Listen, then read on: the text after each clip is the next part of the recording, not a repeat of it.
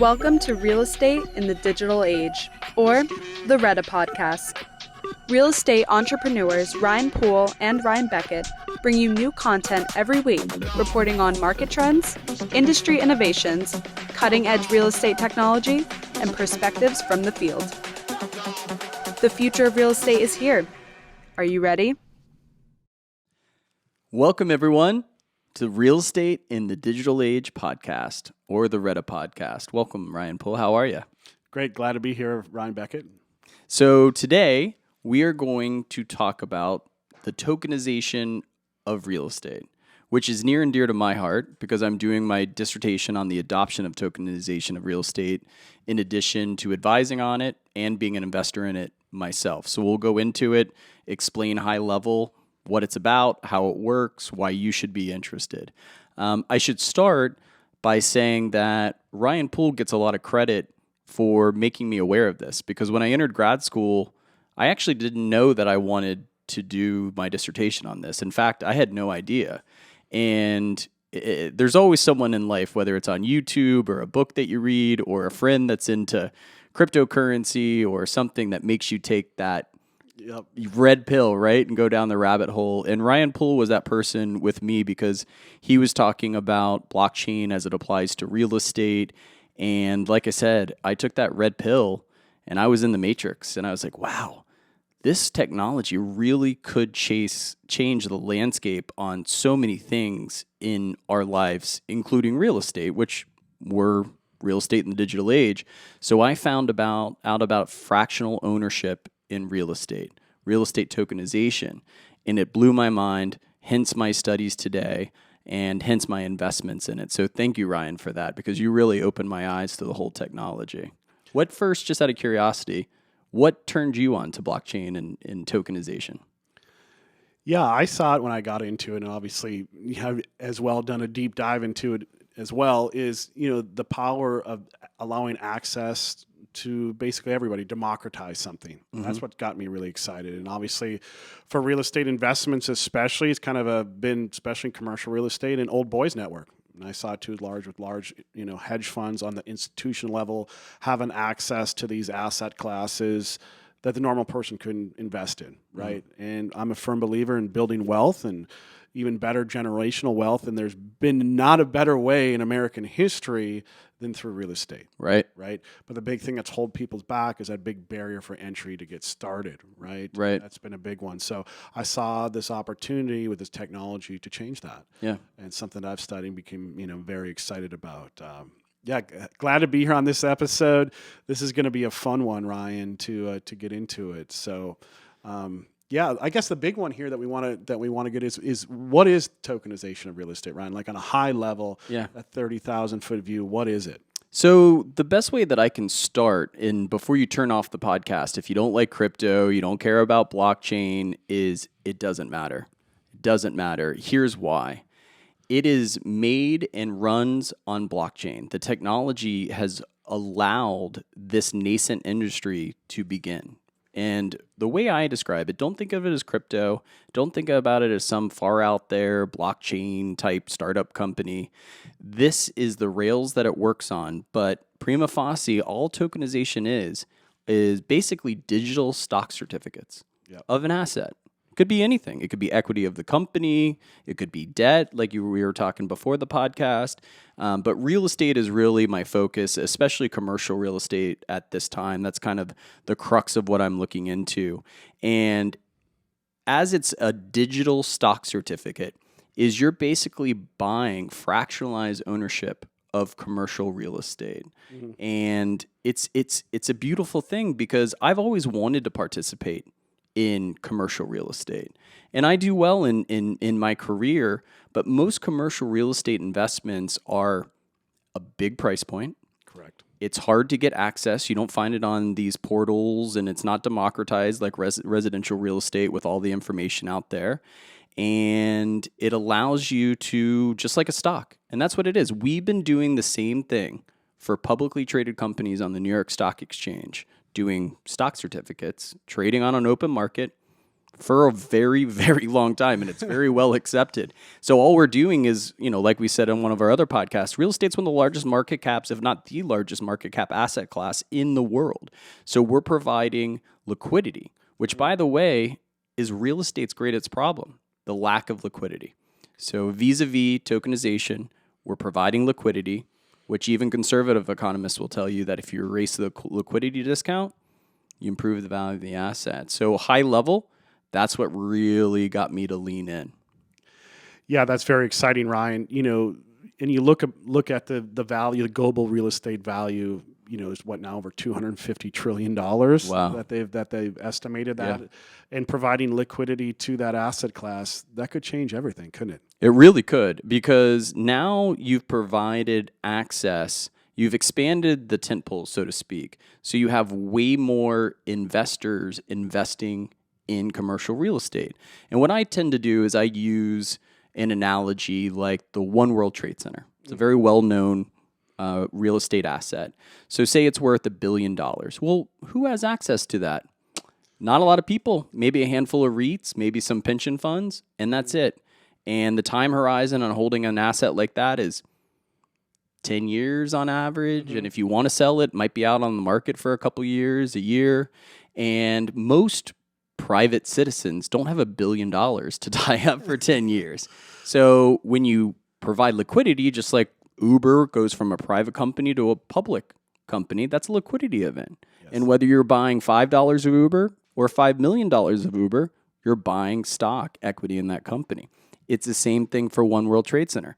Whether you have $5,000 or $5 million, you can own a piece, a piece of Manhattan real estate, and that's just something that no one's had access to.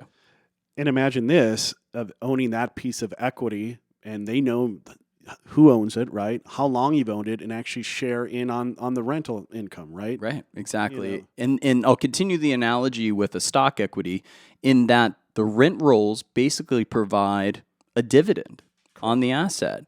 And I can tell you that not only am I studying it, not only am I somewhat of an evangelist for it, mm-hmm. but I invest in it too, by the way. There's two companies. One, believe it or not, is here in South Florida. It's called Realty, letter mm-hmm. T. It is C+, B-, residential cash flowing properties in Miami, Chicago, and Detroit mostly. And they tend to spin off a cap rate of around 8%. Wow. And the other company I invest in is Red Swan, mm-hmm. redswan.io. Not sponsored. But I invest with them. And they do Class A office space across the country. And similarly speaking, it's about 8% cap rate. Minimum investment is only $1,000. And I've started to diversify my position in these. And by the way, there's not many investments that's safer than commercial real estate, yes. right? So now I'm allowed to participate in it. And the other thing that really was my aha moment, I had a moment with my CPA, back in December, and she told me I was going to get murdered on my taxes this year. It's always nice to hear from your CPA. Right. And I was like, well, that's not good to hear from you. Yeah. I said, why is Stephen Ross and the former president only paying $750 in federal taxes? How's that possible? She goes, well, you need to own more real estate. I said, wow, well, I wish you told me that in February, but good to know. So when I was onboarding to these investment platforms that I mentioned, I said, hey, I know a lot about tokenization. I'm very excited about it. I understand it, but I have a question for you as it relates to my taxes. Am I allowed to depreciate against my tax liability, my investment, even though I own a fractionalized interest in these assets? And the companies told me, of course, we K1 you. Whatever pro rata interest you have of that asset, you write that off against your federal tax liability. And I was like, oh my gosh. I mean, so in essence, your effective return rate just went up. Yes. Right? Because now you can write it against your tax liability. It's really a beautiful thing. And for all those people out there, they're like, yeah, well, we've heard about tokens and how the SEC looks at them. I have news for you. The United States, ironically, is one of the most friendly countries, governments, guidance on than any other country in the world as it relates to real estate tokens, because the SEC looks at it as a security. Yeah, no, they do have some great guidance there, Ryan, on that as well. And I think one beautiful thing about the United States and the U.S. government, they really, really believe in Americans building wealth. Right. And I think, having commercial real estate and real estate in general, more access to more people, easier, literally being able to, as you see, through your phone to buy commercial real estate with a couple clicks, right, is a game changer. It really is a game changer. And if I may, I'll speak a little bit more on the liquidity discount, because I find that extremely interesting. Yes. I have my startup tech brokerage, real estate brokerage. You have your amazing real estate platform doing amazing things. When you go to a VC or you're raising capital, you can show your pro formas, your MRR, and all those things, and say the VC is like, okay, we agree on the valuation of $5 million for your company. But because of the round you're in, I can't get liquid on that investment if I want to. So I'm going to give you a liquidity discount. And that usually amounts, in my experience, about 20% on average. Yes. So listen to this. Economists, even the conservative ones, say if you erase the liquidity discount in a piece of commercial real estate, effectively, you've increased the value of that asset 15 to 20%. Wow. Right? So it's not just an investment vehicle, it's also good for the asset holders. Yes. And imagine this access to this asset class, not to just Americans, but how many other foreign investors want to invest in American real estate. So I'm glad you brought that up. So when I was talking to the executives over at these two companies that I invest with, I was asking about demand, how's it going, because that was part of a conversation I was using for my dissertation. And he told me that when they do offerings, they put it out there for the community and the marketplace to acquire equity in these assets. And I was like, well, how's it going? How did the sales work? What's the interest? He goes, on average, we sell out all of our tokens for each asset in about 2 minutes. Wow. I said, 2 minutes? That's wild. How is that even possible?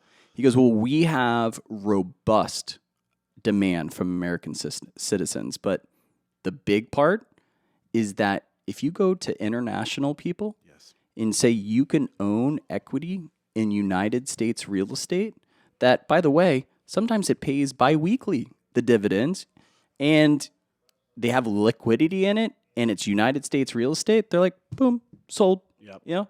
It's great. It's a great investment vehicle, not just for Americans, but for the international group too. So, yeah, you can tell I'm excited about it. It's a really cool thing. It's one of those things when I talk about it in my travels, because I'm so in it, I'm surprised that more people aren't aware of it, because it's such a great opportunity. It is. And even as I've studied this, you could have different funds that are investing. One of the greatest investments that you can have in American history too is cropland.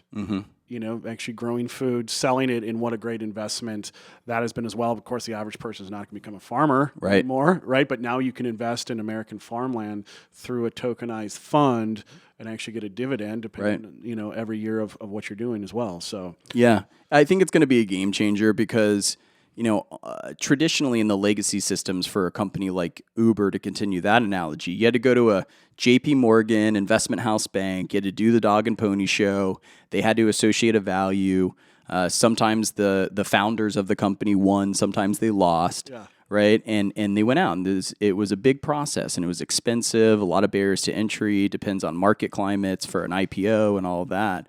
So because of blockchain, you don't need the JP Morgans. You don't need the investment house. You don't need to give the farm away, so to speak. So it's really, really exciting. What about this too? As you're getting into tokenized real estate and you're looking at these different, options that are available of being able to invest in certain regions and areas. In Miami, commercial real estate. Yep. If you think that's a hot market coming up, or maybe you believe in Austin and different areas there too as well. Yeah, you can invest in funds. So they'll have a collection of liquid, because they're tokenized, investments in a portfolio. So if you like the portfolio, say it's in Austin or it's in Miami or it's Class A office space or it's C+ residential, you have the ability to do that. So one of the top questions I get when I start to explain this. They're like, well, how is that different than a REIT? And I said, well, a REIT is just an acronym. It's Real Estate Investment Trust.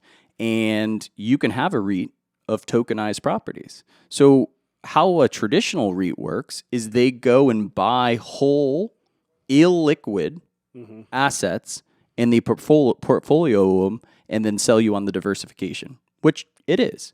So what this does is put lighter fluid on that idea, and now you have a REIT of liquid assets in a portfolio. So you're even, I would make a case, and most economists would make a case, you're in an even better position. And to continue the stock market analogy real quick, it's like if you were investing in a bunch of private companies that weren't traded on the stock market, or you invested in a index fund, like the S&P 500. So those 500 companies all have liquidity because they're traded on the New York Stock Exchange. So if you invested in a fund of tokenized properties, I would make a case, and like I said, a lot of economists, you're in a way better position in a portfolio. It is. I mean, when you really start to think about these things, and what I see, in the future here, and this is going to be a total game changer, is the ability to have a trusted place to not only, buy the tokens, but actually make them. Right. The day that we change the landscape and allow Americans come in, hey, I want to tokenize my asset, or this is the big one too that I see here coming in the future, is tokenize the debt. Going around the platform, you have the asset, now you want to tokenize the debt. You can actually tokenize the debt and then have a trusted place to not only create those tokens, but trade them as well. Right. No, it's interesting. And to that point, a lot of people may or may not be aware, in crypto, which is a very volatile asset, even the top coins, Bitcoin, Ethereum, it's a very volatile asset. And a lot of companies allow you to stake the equity in those, but it has to have a conservative loan to value ratio because of the volatility. And it allows you to go and buy other assets, just like I have an investment account and I have a margin against my investment portfolio. It's a line of credit, just like you could take one out on your house, right? Correct. So what's so interesting about that is I haven't really rolled up the sleeves and looked into this, but just think about this hypothetically. If you have one of the most stable asset class spinning off bi-weekly dividends at an 8 cap, then you could leverage that, use it, and everyone remembers playing Monopoly growing up, right? You could take that and have you be able to buy the next one. A lot of people have done that with home equity lines.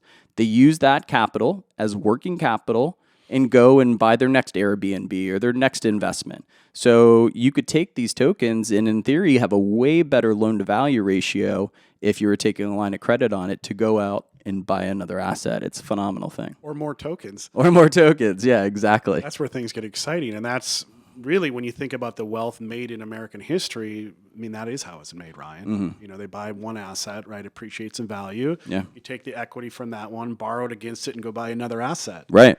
And we're sitting here in 2023. Which, by the way, remember when you borrow money from an asset, it's not taxable. Right. Wow. So I mean, that's just another way to, because never sell the asset, right? Always just borrow against it. Yeah, I mean, don't hate the rich. Look what the rich are doing, right? And look what their CPAs and investment advisors are putting them into. And this kind of technology all of a sudden gives access to the masses, like all of us and our listeners, to be able to participate in an investment class that only the ultra rich and the mega companies were able to participate in the past. And it's it's a beautiful thing. It is. Can you imagine now you're someone here listening to this, maybe you're in your 20s, maybe you're in your 30s now, and you can get into commercial real estate. Wow, it's available. And it's there, and it's happening now. And we're talking now in 2023. Obviously, inflation is the hot topic. And, the big things that people need to remember is who wins during inflationary periods? Asset holders. Correct. Asset holders win. So when you own a piece of real estate, say the market totally stagnates, doesn't have any appreciation, any capital gains, you're still hedged by inflation, right? Correct. Because it takes people are losing purchasing power. So the value, say inflation is at an 8% rate right now. In theory, and of course there's room for some change, but more or less your property is going to cost 8% more to purchase. So you're hedged. That's why the wealthy have such a hedge on these inflationary periods, by and large. No, it is. You bring up a valid point, and the average listener, like I said, that's trying to get into commercial real estate, it's just so much over their head. The learning curve's so high, and having this access here and now it's a big one. Yeah, and you're a passive investor. So Red Swan, Realty, all these companies, 8% is your rate after they do the management, they do the distributions, all of that. You get an 8%, that's 8% in your pocket. Love it. Yeah, it's a pretty cool thing. Can you think of anything else that you think the audience would want to hear about real estate tokenization? Yeah, I think, people might maybe get a little, scared of, well, there's people from all over the world that are buying these real estate tokens. Mm-hmm. What kind of, guidelines do they have for the average, consumer, the average person investing? Because some terrorist doesn't come over and buy a bunch of tokens and launder money and all those different things people have with the cryptocurrencies. People have those concerns. Right. So if the audience hasn't heard of it, there's something called KYC, which stands for Know Your Customer. So when I onboarded to these investment platforms, I had to scan my driver's license. I had to answer all these questions. So they do a lot of, it's not like Twitter where you can just have a fake account or a fake bot. Like, you're all verified in there. And the SEC, a lot of people probably know, but the SEC's charter is to protect American investors. They don't care. It's not in their scope of work, I should say, for international investors. Mm-hmm. So as of now, the SEC, you have to be an accredited investor, right? So you have certain minimums, right? So the bar isn't too high on that. You can get a letter from your CPA, submit that to the platform, and you're able to participate. Usually the minimum investment on these platforms is around $1,000, so relatively low. And if you're an international investor, there is no minimums, and you don't have to be accredited. They still do the KYC and all of that, so it's all verified accounts and no fraud, because that's in no one's interest. Yeah, exactly. Or someone laundering money, like you said. Right. They know who's investing in these tokens exactly. and who they are. Exactly. And they do something called AML too, which is anti-money laundering. They have all of those kind of protocols in place. It's a little different than cryptocurrency. It's very different. It's very different. And even to this day, the SEC is still trying to find itself for guidance as it relates to coins, utility tokens, crypto. But it's very clear. It's very clear for the SEC.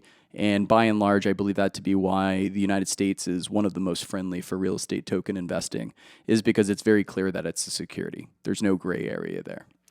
No, that's great. Having someone been in the real estate industry, especially on the institutional level, and seeing these big institutions have access to these asset classes for investments, like non-performing loans, different asset classes, and build tremendous wealth, and the average person not even have access to that. That's, to me, has opened my eyes and said, wow, this could allow access to these big asset classes that the average person has never been able to even invest in. There could be funds, like I said, buying non-performing notes. If there was a big correction in real estate, that now you have access to, a class that you normally wouldn't. Yeah, that's an interesting point. In some ways, there are some parallels to crowdfunding, right? Yes. Because a lot of people had the opportunity to invest in founders, startups, nascent industries and companies that upper middle class, low income just didn't have access to. So now with crowdfunding, now the public, whether it's $20, $100, right? Like, you could have a piece, right? Mm-hmm. And you can start building your wealth if you see a product that you think's solving a real problem and you're excited about it. That's Warren Buffett's advice. He said, there's riches and niches, and if you have a good experience with the brand, with an experience, invest in that company, right? So it's all about value investing. So in basically crowdfunding, you're doing the same thing. You're providing access, and instead of just having some multi-millionaire or billionaire investing in these companies and having the opportunity for huge upside, now you're democratizing the access to these investment vehicles. No, it's exciting, Ryan, and wow, look at this value we're sharing with the listeners here. Yeah. I mean, you could literally now, you've heard of this podcast, heard a couple great shout outs to a couple tokenization platforms, start building wealth right here, right now in commercial real estate. Yeah, I'm glad you said that. So I know I've kind of said it in the cadence of what I'm saying, what I've said, but a lot of stuff, because we're a real estate tech podcast, we'll be talking a lot of stuff that's coming, getting ready to happen, something we believe to be happening. But real estate tokenization, this isn't something I'm just studying in some ivory tower and thinking that it's going to be a big thing. This is now. Yeah. This is happening now. The SEC is good by it. The companies that are performing well. And I've had great experience. I've had great investments. It's a pretty safe investment. I can write it off against my tax liability. This is in the now. This isn't in the future. I believe it to be larger and more mainstream in the future. But to your point, this is now. It's a great opportunity. And aren't you, Ryan, doing your dissertation too as well on this? Talk about the ivory tower, but you've studied this at length, and not only you studying it, you're investing in it. You're now sharing information to the masses of this new technology. Yeah, and in my study, to be clear, isn't on the tedious deep dive in the weeds on the technology behind it or the blockchain or any of the infrastructure of it. What I'm studying is the adoption of it. If anyone's seen Simon Sinek's Start With Why, he uses the diffusion of innovation theoretical framework. And that's where you have early adopters, you have the laggards, you have the bell curve. It's a well-accepted theoretical framework. And whether it's for iPhones and the rotary phone, like there's all kinds of case studies on it. It's well proven. So what we look at, and in my dissertation, is there's something called the chasm, crossing the chasm. Because there's always those people that will wait in a line overnight to get the brand new iPhone. And then there's always the other people at the end that wouldn't give up their rotary telephone until it stops working, right? Yep. So in the beginning, what basically strikes the kindling that goes from the early adopters that are always trying out the new thing to and bridges to the mainstream. So I'm in the process of doing interviews with C-suite level people that are in the industry in different kind of variations of themselves, and what will make this go to mass adoption, because I believe it will. So stay tuned for what my conclusion is at the end of it. When my grandmother's buying real estate tokens on her phone, I will say we're at mass adoption. There you go. I love it. Maybe I should interview her. Definitely, it's awesome. All right. Well, I think that's good. I mean, like I said, we do advising actually at Bit Realty. So we don't actually do any tokenization facilitation ourselves.